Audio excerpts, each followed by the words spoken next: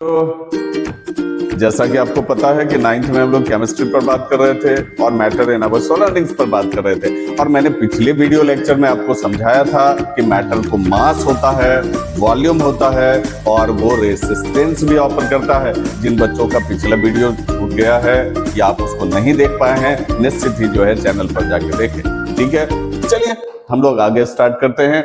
ठीक है बेटा, मैटर के 3 स्टेट्स नॉर्मली जो पाए जाते हैं, मैंने पिछले लेक्चर में आपको बताया था। एक सॉलिड होता है, एक लिक्विड होता है और एक गैस होता है। ये 3 स्टेट्स ऑफ मैटर हैं जो नॉर्मली अवेलेबल हैं, पाए जाते हैं, हमारे आपके चारों तरफ पाए जाते हैं और हमने भी देखा है, आपने भी देखा। ठीक है, तो एक एक करके डिस्कशन करते हैं बेटा। पहले सॉलिड की बात करते हैं। आप बताओ सॉलिड को मास होता है कि नहीं होता? आप कहोगे हाँ सर, ढेर सारे सॉलिड को हमने मापा है। ठीक है, मास होता है सर, तो मास होता है तो मैटर है, क्योंकि मैंने पिछले लेक्चर में आपको समझाया था कि मास है तो वॉल्यूम भी होगा और वो रेसिस्टेंस भी ऑफर करेगा। आप कहोगे सर ये बार बार आप कह रहे हैं कि रेसिस्टेंस ऑफर करेगा, रेसिस्टेंस ऑफर करेगा, सर समझ में नहीं आता है। बेटा एक बात बताओ, इस आदमी को देख रहे हो क्या? ये दीवार के सामने खड़ा है, अगर यह आदमी दौड़ जाए दीवार की तरफ तो बताओ क्या होगा? आंख बंद करे और ये दौड़ जाए दीवार की तरफ, क्या होगा? आप कहोगे सर टकरा जाएगा। ठीक है, मुंह टूट सकता है सर, चोट लग सकती है सर। ठीक है, क्यों? अब ये बात यहां आती है कि क्यों ऐसा क्यों हो जाएगा? क्योंकि अगर ये मैटर है, ये दीवार मैटर है, तो ये रेसिस्ट करेगा, रोक देगा इस आदमी को। अब आपके दिमाग में पूरा फात भी आ सकता है कि सर ये जंप करके निकल जाएगा। चलो ठीक है, आपकी सारी बातें मैं मानता हूं, बट द रियलिटी इज रोक सकता है कि नहीं रोक सकता है? तो सॉलिड भी रोक सकता है, लिक्विड भी रोक सकता है और गैसेस भी रोक सकती है बेटा। आप अगर मान लो कि कोई जो है, कोई प्लेन जमीन है, उस पर दौड़ रहा है और मैं आपको कहूं कि सर बेटा ऐसा करो कि तालाब में कम पानी है, कमर भर ही पानी है, तुम उसमें दौड़ो। ठीक है, मैं डुबाऊंगा नहीं तुमको, डूबने नहीं कह रहा हूं। ठीक है, तालाब में पानी है, आधा आधा आपके कमर तक ही भरा हुआ है सपोज। ठीक है, उसमें दौड़ने का हूं, क्या आप उतना ही स्मूथली दौड़ पाएंगे, उतना ही फ्रीक्वेंटली दौड़ पाएंगे? आप कहोगे नो सर, नहीं है, संभव ही नहीं है सर। इसका मतलब लिक्विड ने आपको रेसिस्ट किया कि नहीं किया, रोकने की कोशिश की? कहोगे यस सर, रोकता है। मतलब मैटर के 2 स्टेट्स पर हम लोग बात कर चुके हैं कि वो रेसिस्टेंस ऑफर कर सकता है। ठीक है, गैस भी रेसिस्टेंस ऑफर करती है बेटा। हवा जो हमारे आपके चारों तरफ है वो गैसियस स्टेट ऑफ मैटर है। ठीक है, वो भी रेसिस्टेंस ऑफर करती है। जब कभी भी आप आंधी तूफान में फंस जाते हो, ठीक है, साइकिल से मान लो कोई लड़का जा रहा है और आंधी में फंस गया, तूफान में फंस गया, हवा का जहां पर वेलोसिटी बहुत ज्यादा है, प्रेशर बहुत ज्यादा है, उसकी वेलोसिटी डाउन हो जाती है, उसके साइकिल की वेलोसिटी डाउन हो जाती है, रोक देती है उसको। इसका मतलब गैस भी रेसिस्टेंस ऑफर कर सकता है। यही बात मैं आपको पिछले वीडियो में समझाने की कोशिश कर रहा था कि अगर मास होगा तो वॉल्यूम भी होगा और रेसिस्टेंस भी ऑफर करेगा। मैटर की ये तीनों प्रॉपर्टी है और कोई भी मैटर इस तीनों प्रॉपर्टी को डेफिनेटली फॉलो करेगा, हर हाल में फॉलो करेगा। ठीक है, चलिए आगे बढ़ते हैं। तो सॉलिड को मास होता है, अब बताइए सॉलिड को वॉल्यूम होता है कि नहीं होता है? आप कहोगे यस सर, क्योंकि सॉलिड भी स्पेस ऑक्यूपाई करता है सर, सॉलिड को भी वॉल्यूम होता है। चलो ठीक, ये भी बात हो गई। तो मास भी है और वॉल्यूम भी है। और अभी आपने ये दीवार के एग्जाम्पल से देख लिया कि ये रेसिस्टेंस भी ऑफर करता है कि नहीं? बताओ बेटा, इसका मतलब सॉलिड मैटर के तीनों पैरामीटर्स को फुलफिल करता है और सॉलिड मैटर है। आप भी मैटर है या दुनिया के किसी भी सॉलिड को देखते हैं तो वो मैटर है। इज दैट क्लियर बेटा? कोई दिक्कत समझने में? चलिए आगे बढ़ते हैं। अब लिक्विड की बात करते हैं। लिक्विड को भी मास होता है, लिक्विड को भी मापा जा सकता है। आप कहोगे यस सर, माप सकते हैं।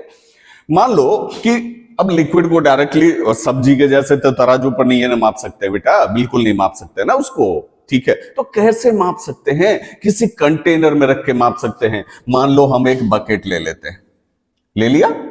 अब इस बकेट का पहले मास हमने निकाल लिया x किलोग्राम, पहले ही माप लिए बकेट को।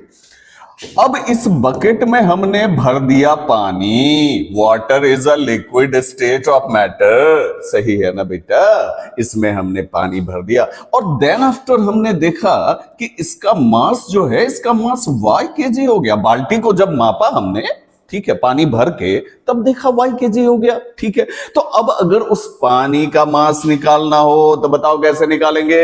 आप कहोगे सर y में से x को घटा देंगे, ये मास हो गया किस चीज का, उसमें जो लिक्विड हमने भरा था, उसमें जो पानी हमने भरा था, उसका मास हो गया। सही है ना बेटा। मतलब लिक्विड का भी मास निकाला जा सकता है, लिक्विड को भी मास होता है। और अभी हमने बात की ही थी, तो मास भी होता है, वॉल्यूम भी होता है। लिक्विड स्पेस ऑक्यूपाई करता है कि नहीं करता है, कहोगे यस सर करता है, तो वॉल्यूम भी हो गया। और अभी हमने तालाब का एग्जांपल लेके आपको समझाया कि रेसिस्टेंस भी ऑफर कर सकता है। मतलब सॉलिड तो मैटर है ही, लिक्विड भी ना मैटर हो गया बेटा। ठीक है, अब चलो गैस की बात करते हैं। ठीक है, गैस भी तीनों प्रॉपर्टी को फुलफिल करता है। इन डिटेल्ड पढ़ो, कॉन्सेप्ट को क्लियर करके पढ़ो, कहीं कोई डाउट नहीं रहने दूंगा। My commitment, it's my promise. ठीक है, तुम बहुत अच्छी तरह से पढ़ना सिर्फ। और गैस की बात करते हैं, तो गैस जो है इसको भी मास होता है। अब कहोगे सर गैस को मास होता है, ये निकालना तो बहुत कठिन है, कैसे निकालेंगे। It's very tough to calculate the mass of gas. No बेटा, इजीली वी कैन कैलकुलेट। अपने 7th में पढ़ा होगा, नहीं पढ़ा तो मैं पढ़ा देता हूं। आप एक फ्लैट बलून ले लो, इसका मास मान लो जो है 5 ग्राम हो गया सपोज। ठीक है, अब क्या करते हैं कि अब इसमें हवा भर देते हैं। ठीक है, हवा क्यों भर रहे हैं, because air is a gas, air is the gaseous state of matter.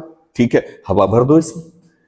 तो चलो, इसमें हमने गैस भर दिया, इसमें हमने हवा भर दी। अब ये फूल गया, अब ये इन्फ्लैट कर गया। अब इसका मास निकालते हैं। सपोज इसका मास आ गया 11 ग्राम। फूलने के बाद जब हमने फिर से मापा उसको, तो 11 ग्राम आ गया। तो बेटा 11 ग्राम माइनस 5 ग्राम, 6 ग्राम इसमें क्या भरा हुआ है। आप कहोगे सर गैस भरा हुआ है। मतलब गैस को भी मास होता है बेटा।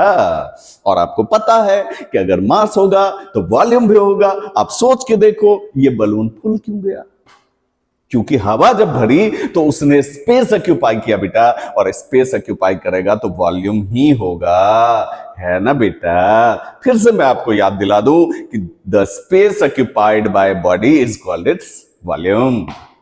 ठीक है, और रेसिस्टेंस के बारे में तो मतलब 2 बातें क्लियर हो गई। ठीक से ध्यान से देखो, 2 बातें क्लियर हो गई।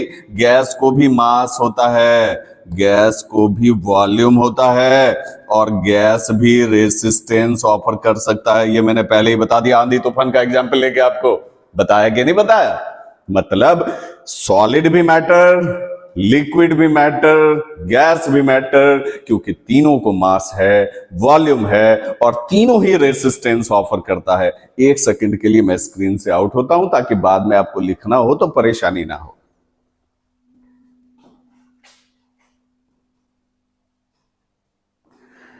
ओके बेटा, आज के डिस्कशन में इतना ही। मिलते हैं नेक्स्ट वीडियो में।